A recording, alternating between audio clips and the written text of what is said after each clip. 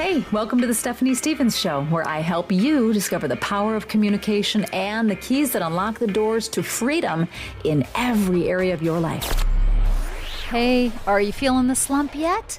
I am, so let's navigate this whole thing together. The post-holiday slump, I like to call it. Now, maybe you're not feeling it yet. Maybe you felt it right after Christmas. Maybe you are sliding into it right now. I want to talk about how we identify really what's going on, why it's happening, this little energetic slump, this little, maybe the post-holiday blues, we could call it. And then what do we need to do to kind of support each other in coming on out of it? So first things first, welcome to the Stephanie Stevens Show podcast. I could not be more honored that you would choose to allow me to spend a few minutes of your day with you. I know you have so many choices, and the fact that you would spend this time with me really, truly is an honor, and I don't take it lightly. So thank you so much for that. If you are looking for resources on how to improve your communication skills, learn the techniques of building rapport, learn how to communicate your message in a way that is meaningful and impactful in order to create the real change you're looking for, please visit my website, stephaniestevenshow.com. stephaniestevenshow.com. All right, so what has been happening to me the last couple of days? We're now, 3 days after Christmas, and all of a sudden the house is kind of quiet, right? The sugar has all been consumed and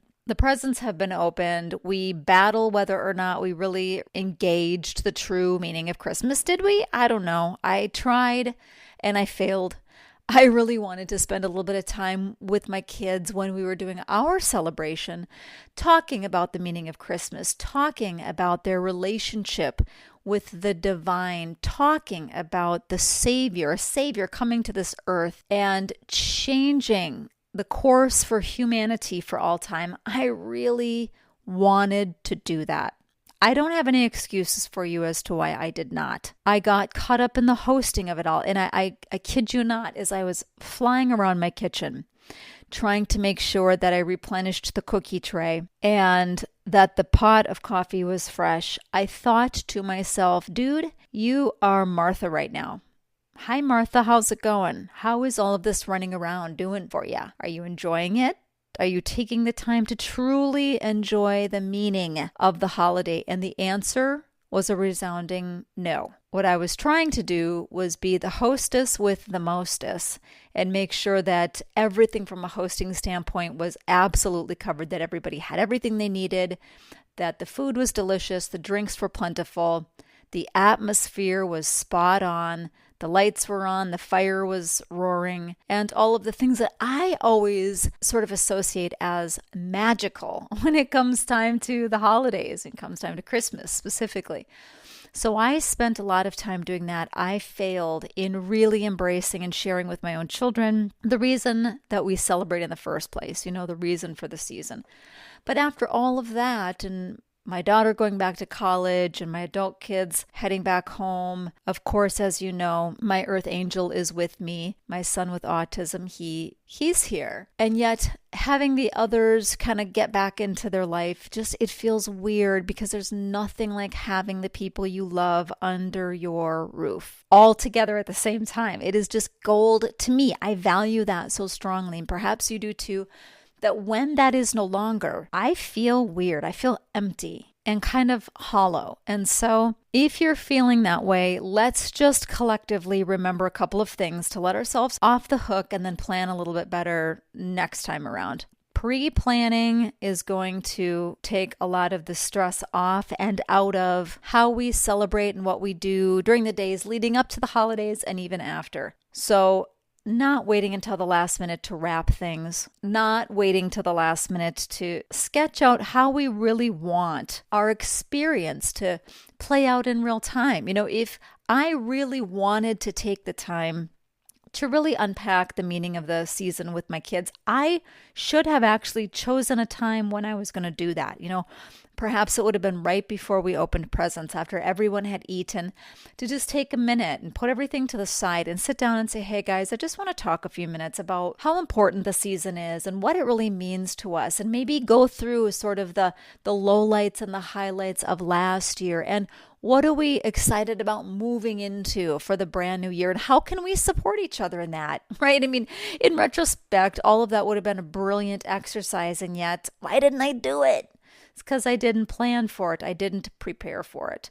So that's number one. Number two, sleep eludes us oftentimes because we are busy, our schedules are off, our kids' schedules are off. And if you are a parent of a child with autism, you understand that their schedule is off. And baby, when their schedule is off, it's going to affect you too.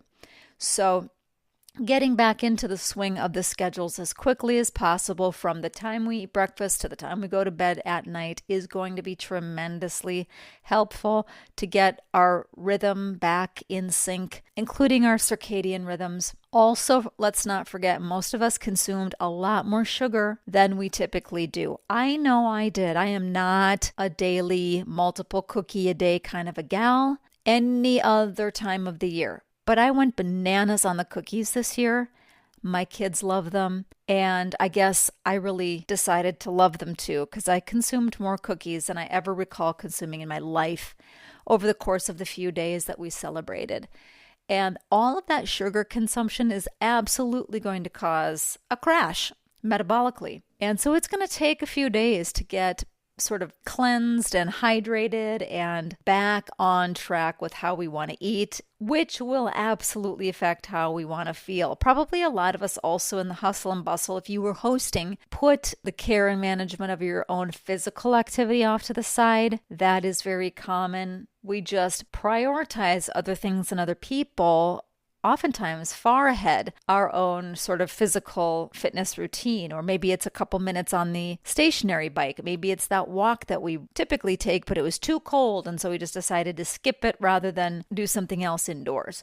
Whatever it is, it's no surprise that we're off kilter a little bit. And so again, all of these things affect our systems and our moods. And I find so many people get into this slump right after the holidays, and they're just, mood is down, feeling like garbage. And so we want to step into the new year with enthusiasm, with excitement. And so the best we can do to recalibrate, sort of hit that restart, refresh button, the better. A one-day fast is a brilliant idea. Just a 24-hour fast with a lot of hydration and some electrolytes is a fantastic way to start getting your body back on track. Also, the physical activity, bodies in motion, stay in motion. And so getting back onto your physical routine, and most importantly, getting back into your normal sleep cycles as quickly as possible is going to make you feel so much better. Because we got a brand new year coming up, my friend, and we've got brand new wonderful things to look forward to. I think it's going to be an amazing year. I am so honored to be entering the new year with a fresh start with you, and I just can't thank you enough again for listening. I'm with you in it as always. Much love, and I can't wait to see you on the next episode. Thanks so much for listening to The Stephanie Stevens Show. Please remember to subscribe so we can stay connected and you never miss an episode of the podcast. Oh, and if you haven't left a rating yet, please be sure to do so. It helps incredible people like you find the podcast. We'll see you on the next episode.